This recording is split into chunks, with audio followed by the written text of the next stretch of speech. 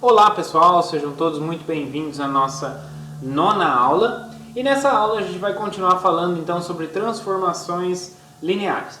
Na aula passada então a gente definiu o que é uma transformação linear, vimos propriedades, vimos o que é o núcleo, o que é a imagem, vimos o teorema do núcleo da imagem, vimos isomorfismo, o que são espaços isomorfos, vimos também, dado uma base do domínio, e eu pego alguns pontos do contradomínio, existe uma única, a transformação linear que leva os elementos dessa base nesse subconjunto, do contradomínio.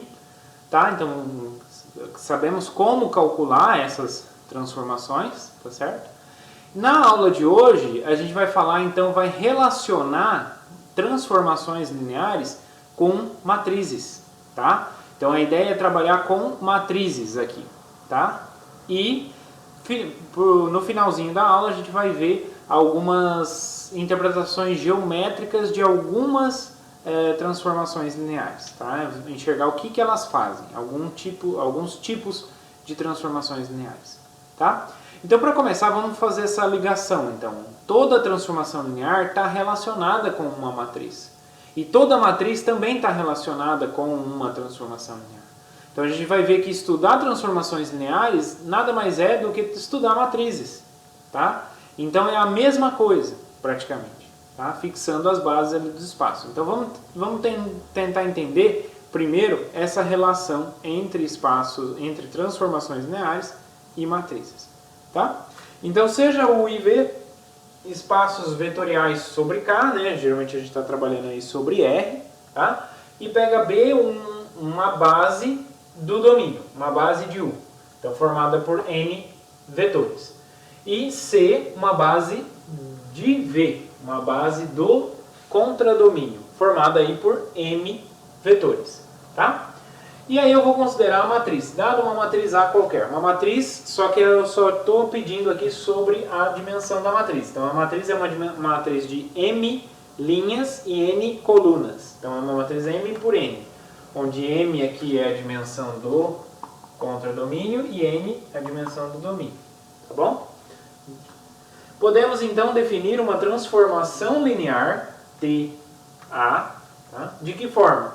De que vai de U em V, de forma que a matriz do vetor TA de U, que é a imagem, a matriz do vetor da imagem, ou seja, no contradomínio lá na base C, vai ser exatamente a matriz A vezes a matriz do vetor U. Então, como que eu calculo a minha transformação? Basta pegar a matriz do vetor U na base B e multiplicar pela matriz A. O que eu vou obter é uma matriz que é a matriz do vetor TA de U na base C. Tá? Dessa forma que a gente pode definir.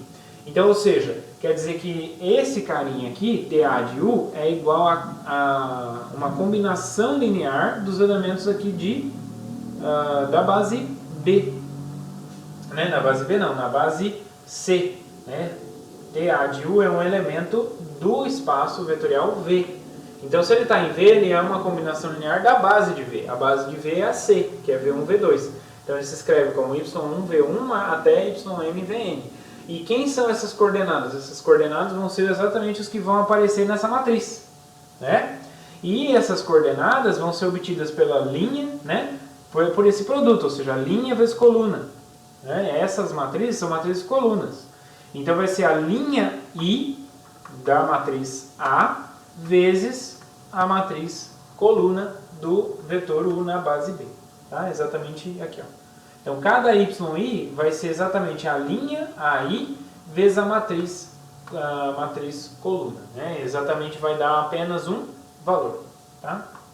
Onde AI, então, é a iésima linha da matriz A. A gente vai ver um exemplo onde vai ficar claro essa relação, como que a gente pode definir uma transformação linear a partir de uma matriz. Tá? Aqui a gente fixou essas bases, então fixando essas bases a gente tem essa matriz e a gente tem essa transformação definida dessa maneira. Mas de modo geral, quando a gente pega uma matriz e não fala nada quais são os vetores, quais são os espaços que eu estou olhando, então como é uma matriz qualquer de dimensão M por N, então eu vou olhar para uma transformação que sai do Rn para Rm. do Rn para o Rm. Detalhe, observe aqui a dimensão, né? Do Rn para o Rm, tá?